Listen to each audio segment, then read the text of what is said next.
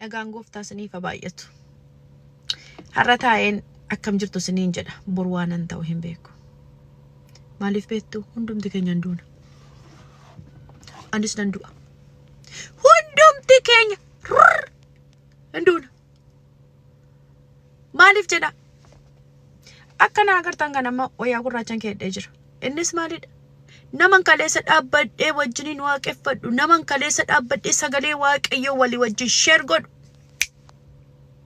Yeroon isaan ga'e sokke. Annanaasa wamma. Akka kaleessa sagalee waaqayyoo share walii gona yoon jedhee kontaaktii gochuu barbaade hin jiru inni. Hinduuna bakka. Sokkina. Sittan hima waa tokko. Qophoofteetta.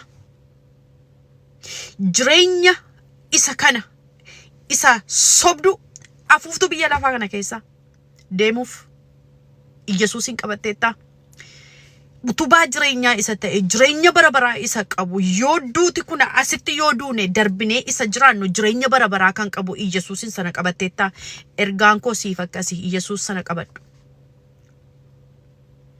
Yesuus sana qabadhu.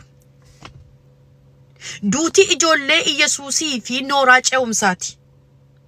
Karaa nu itti ceenee Yesuusin bira dhan.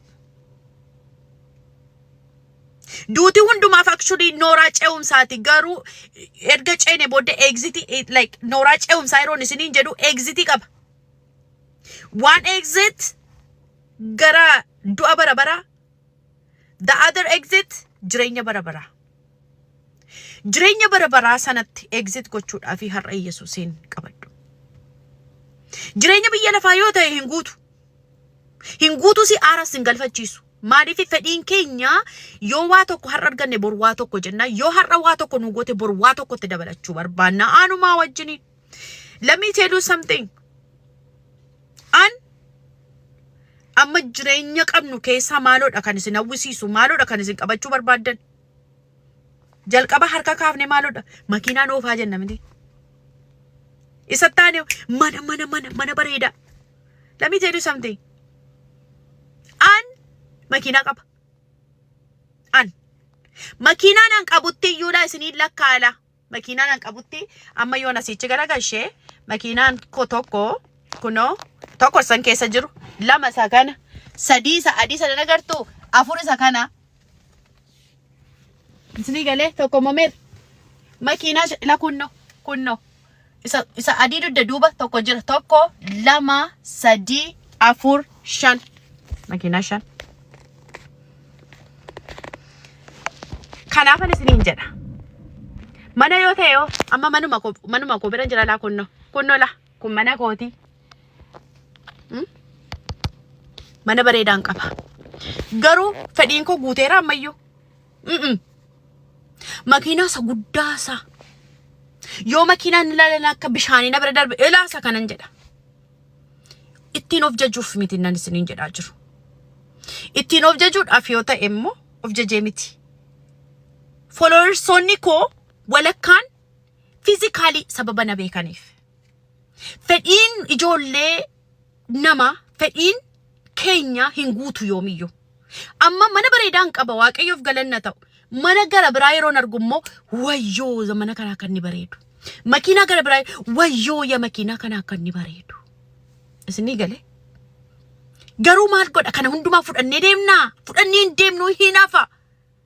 የማያልፍ ዘላለማዊ ሆኖ ቆሞ የሚቀር የናዝሬቱ ኢየሱስ ብቻ ነው ስኒን ጀዳን ጅራ ኢሰተመና ወሪሰቲና ማኒ ሂንዱ ነው እንዱም ትገኛ ዋቶ ኩፍደኔ እንደም ነው መኪኖታ ከነ ጌሳ አንቶ ኩፍደኔ ሂንዴሙ ፈዲን ኮ ገሩ አመዮ ሰነ እንጀዳ ፈዲ ሙጫና ማ ሂንጉቱ በየለፋ ከነራ ጎወም ስቱ በየለፋ ካናፊ ኢሰናጋና ማፍከን Du'a booda jireenya sa siif kennu jireenya sa bara baraa Yesuusitti amanii Yesuusin qabadhu. Galaa jireenya Yesuus dhaabbatee isa afu Yesuus. Waaqayyo hunduma keessa na eebbisu. Dhugaadha nan gaddeera. Garuu Yesuusin qaba namni kun. Warroonni Yesuusin hin qabne Yesuusin qabaadhaa.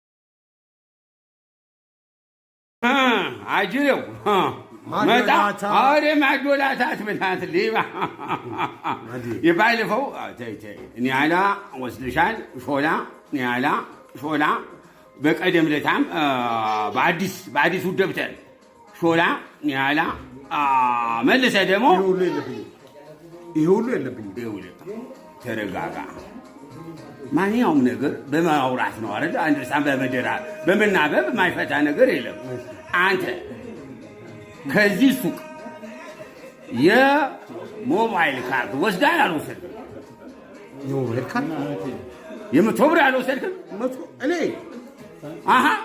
ጠየቀው ሶሪ የወሰድክ